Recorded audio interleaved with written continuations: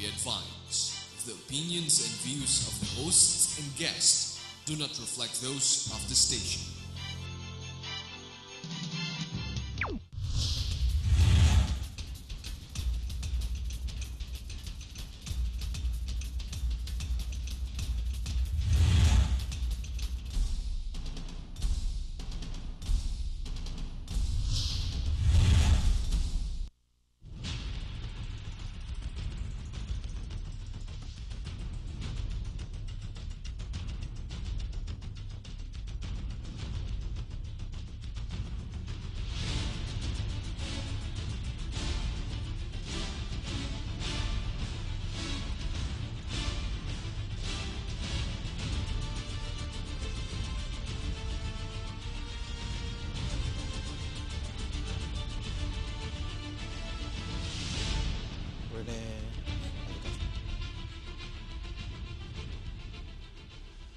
Good evening Philippines, maayong gabi sa Tibok Mindanao, Visayas ug sa Luzon. Ako po si Erik Espina, ito po ang inyong Republika.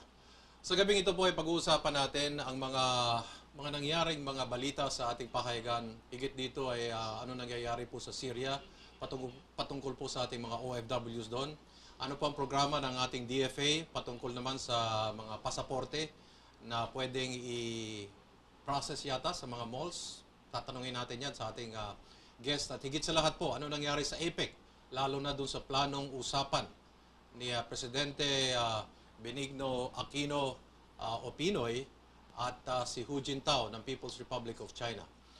Unang-una po ay inimbitahan ko isang profesor from De La Salle University, isang Fulbright Scholar, among others. Walang iba kundi si Renato de Castro. Good afternoon. At ang spokesman po, Asec ng Department of Foreign Affairs, si Raul Hernandez. Good evening to both of you. Good afternoon. Good evening. Okay, we'll just take the small issues out of the way first.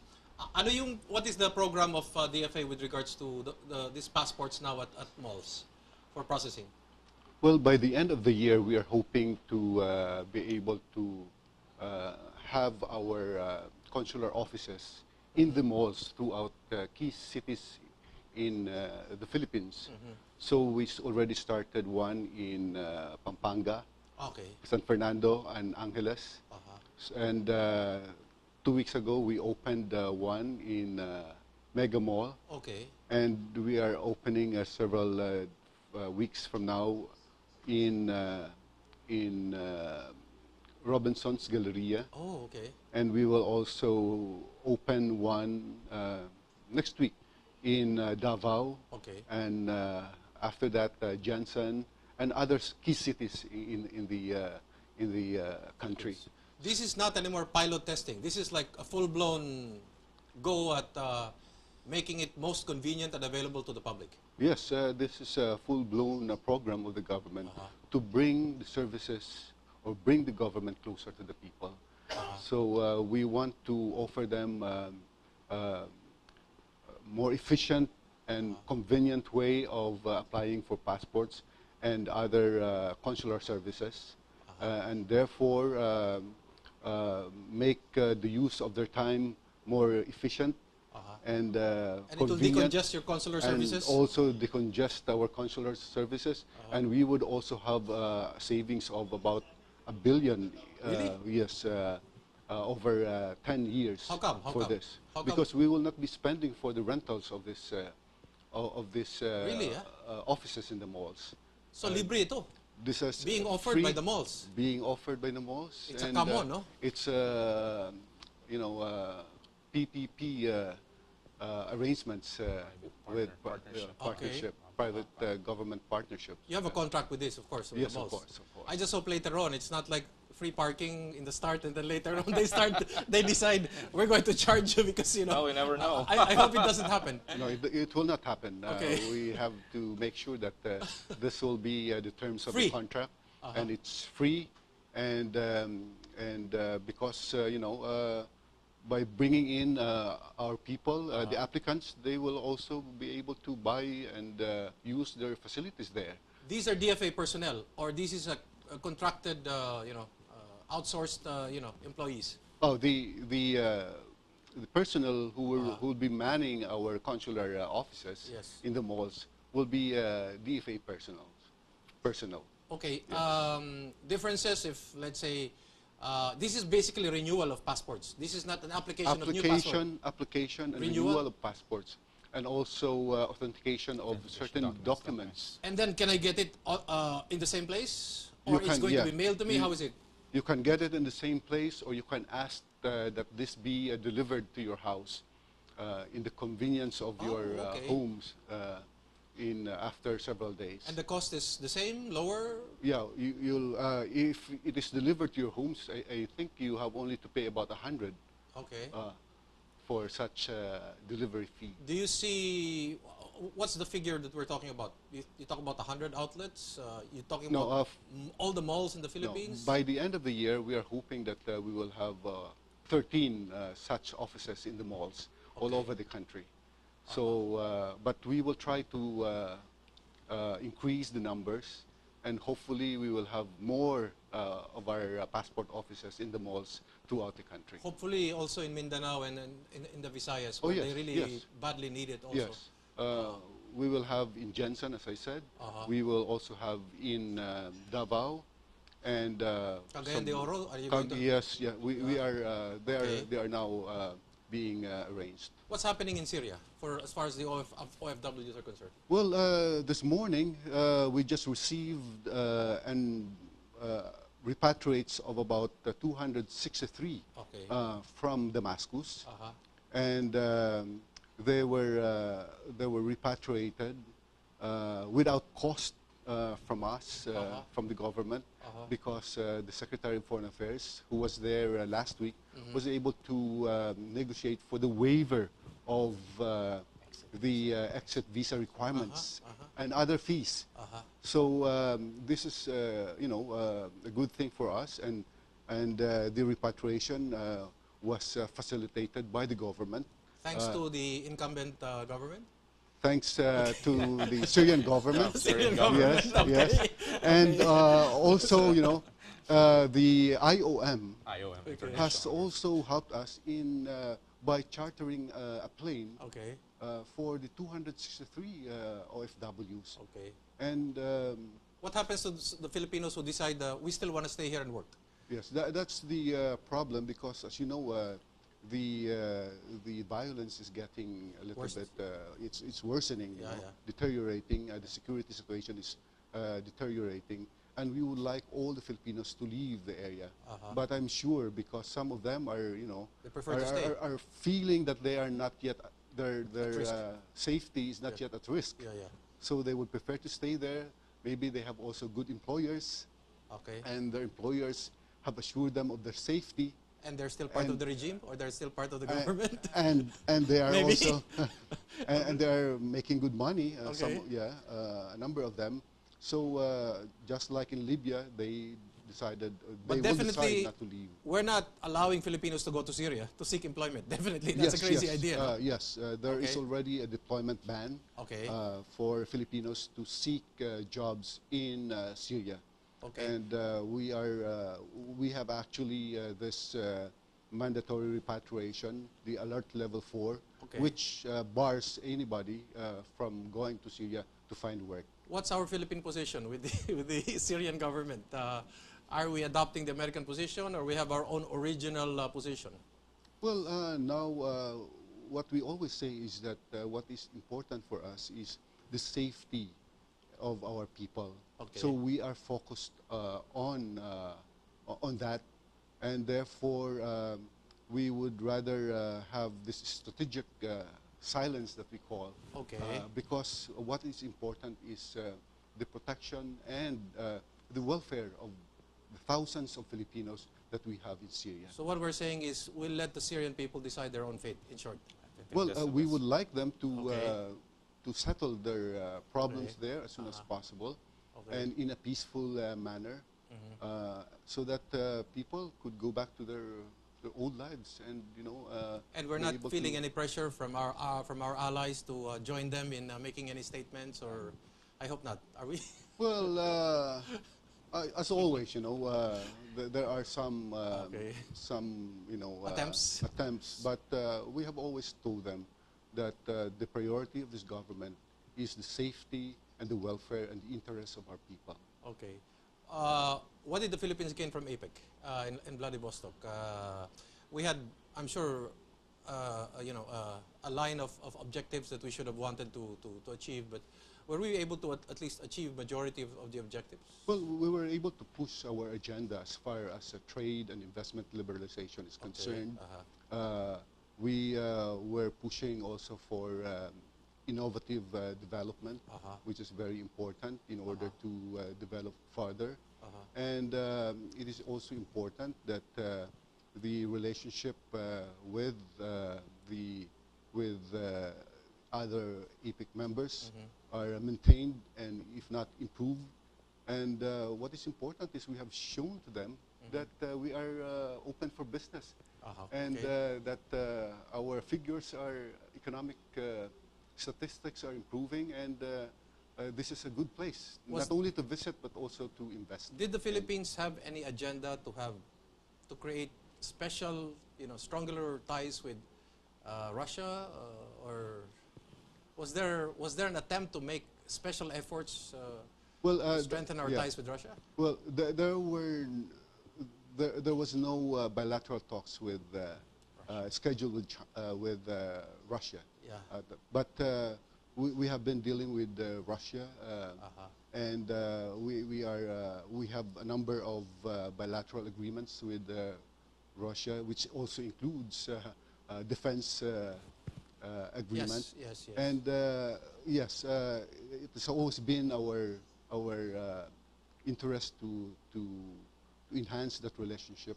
But at this, for the APEC, there were no bilateral meetings that happened with Russia. Because I understand if we were not able to, if we didn't go ahead proceed with the bilateral talks with President Hu Jintao, maybe we could have opened another door for discussions with Vladimir Putin, because then that would be an interesting new venture, no? Because these are two allies on their own.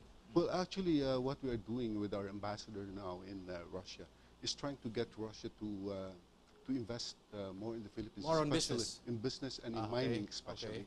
And to buy our bananas? Well, hopefully, yes. And so therefore, we could have better economic relations with but China. Nothing on the thawing of Philippine-Sino relations by going through Russia? I don't think that's... would that... I don't think that will be in Russian interest to be a sort of a mediator between us and China. Really? Yeah, the position of Russia is we are an independent actor on our own. We have our interests here, and we're coming back to the region. So I don't know basically if it will be Russian interest to act as sort of a go-between between the Philippines and China. Really?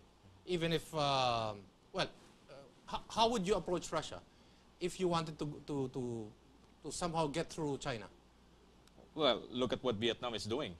It's acquiring kilo-class submarines that's from what I Russia. wanted to hear from you. So that's it. Basically, Russia is playing a real... in simple terms, if we had the money and we wanted to buy from them, they would sell it to us. Yes. They're offering us some equipment. And China wouldn't step in and say, well, no, don't China do that. cannot do anything about it. Yeah, they're also sourcing arms from Russia. And also being very critical of Russia-Vietnamese relationship. How would the Americans look at that if we started buying Russian hardware? Well, they will warn us. You'll have a difficulty in maintaining your equipment if you have multiple suppliers of arms, which happened in the 1970s. Yes. During the time of President Marcos, during the height of the... And it's possible they will not sell us American hardware also, because in retaliation, is that possible? I don't think so. They're not going to do that. I don't think they're going to do it. But what is important with this kind of issue is that there should be interoperability of military equipment, hardware. Military hardware.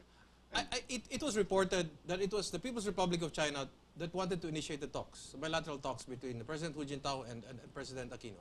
Yes, that's very true. How do we read that? Is that a good thing? Just to manage, I think, the tension. Because the tension, I believe, even though the standoff had ended last June, Scarborough Shoal, Yeah. there's still underlying tension. But how should we read that? That they're the ones who took the initiative. Is that a case of who gets to first base first, or should we welcome that, or It's just a matter maybe of assurance. Let's talk. There's still tension, there's still a dispute, but at least we're talking. why didn't we take the first initiative to say we're going to Vladivostok and we want to talk to you? Why didn't we do that? No, I don't want to speculate on this. Okay, okay. But what is important to state is that they initiated and they wanted Yes. to talk with our president Correct. and to discuss certain issues. And we were also prepared. In fact, both have agreed to have this meeting in Vladivostok. But the problem was Scheduling. the scheduling.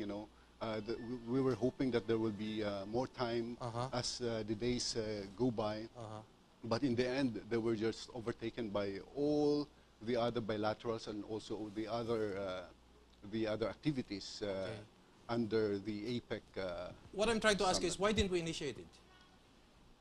Well, maybe it was they were the first to think about it, and immediately we pick it up, and I find it interesting that they had the bilateral with Vietnam. Exactly. Yeah, and according to the statement, it was a very friendly exchange between the president of Vietnam and, of course, President Hu Jintao. yeah. And I who don't know initiated whether- that? It was China also. I guess. Was this a multilateral, No, no, a it's shotgun approach? multi-bilateral. Like China said, let's do Vietnam, let's do the Philippines, let's... Yeah, maybe that's what you call a salami strategy. Dividing the two I'm just wondering, allies in the did South they have China. this at the back of their minds that, let's initiate all these talks? Yeah. Yes. But maybe we're reading too much, and injecting a lot of speculation on this. Yeah, but what is important is I think both are aware that there is need to move forward, Oh, yes. and to make sure that we are able to enhance our relationship, even if there is this issue of the West Philippine Sea, Okay, and that this is not the sum total of our relationship with China. of course. I read about the problem with scheduling. I also read about a format, that the DFA had to come up with a format. What goes on into the format before you undertake the talks? Yeah, well, it's just like what, how would the In terms talks... of reference, your agenda, is that what no, we're it's talking just about? how would the One-on-one. talks be?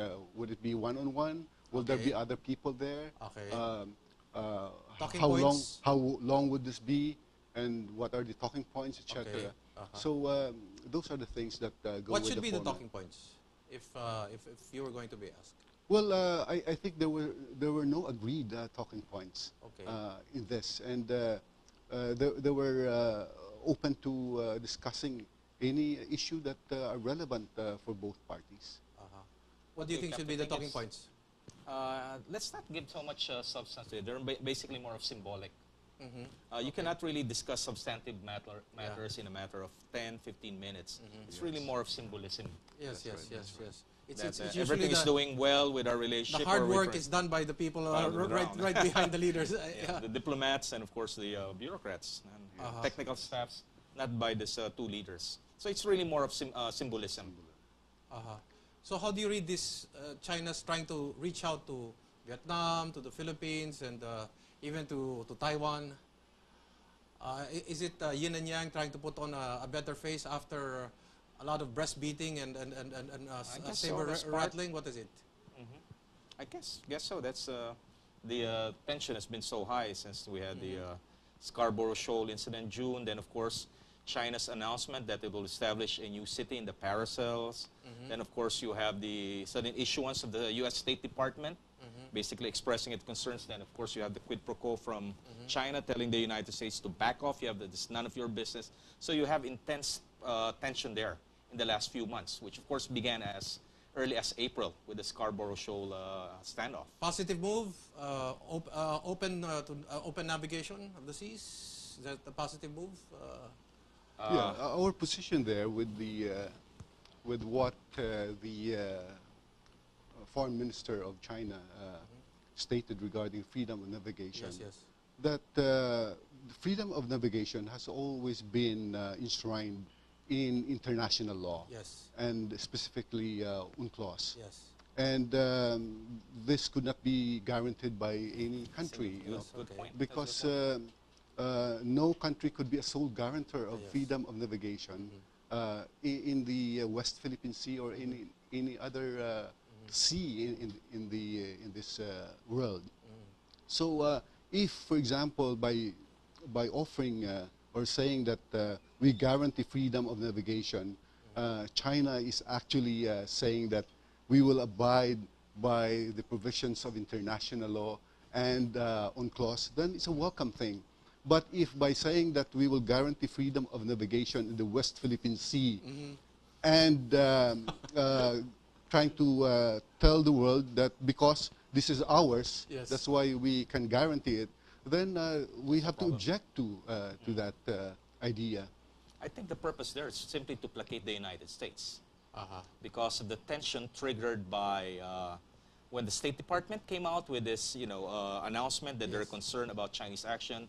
Then you have the DCM of the U.S. Embassy in Beijing being called by the Chinese Foreign Ministry Saturday morning, and basically you have so much tension there. So they have to lower it, given the fact that you have an election in the United States and you have a change of a party president, by November. So the purpose is just to placate it, and also in a way create division between the United States and of course the Philippines and Vietnam. Because American position is we have nothing to do with the territorial jurisdictional claims there. Our main concern is freedom of navigation. So China is basically telling the United States, willing to give it, but not in terms of the territory. You raised a very good point regarding the issue of territory and of course freedom of navigation. And the Chinese are willing to give that to the Americans. The best way basically to ensure that you have freedom of navigation is to make sure that the South China Sea or the West Philippine Sea remains a global commons. That no country will have 80% control of the South China Sea. By basically imposing territorial control, you're basically trying to ensure that this is my space and I will push people out of it, crowd them out. So that basically contradicts the notion of freedom of navigation. So that notion of freedom of navigation should go hand in hand with an assurance that the South China Sea or the West Philippine Sea should remain a regional commons or a global commons. But isn't that ironical? That goes precisely against everything that China is saying. Well, that's what you call tactical. Or is it a double speak? This is what you call, Lenin would call... This is what I'm saying, because it contradicts the first position that it stated. That's why it's very important to clarify what do they mean when they are assuring freedom of navigation. Because for us, if they mean that they will abide by the international law and UNCLOS, and also with the maritime zones that is given by UNCLOS to coastal states, then that would be a welcome thing.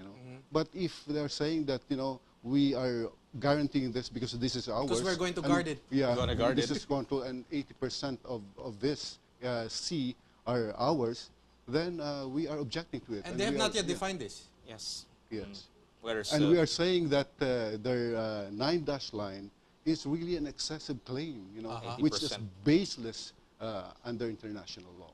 But this was not a PROC resolution. This was a Taiwanese resolution. Taiwanese during 1947, during the time we had the Civil War.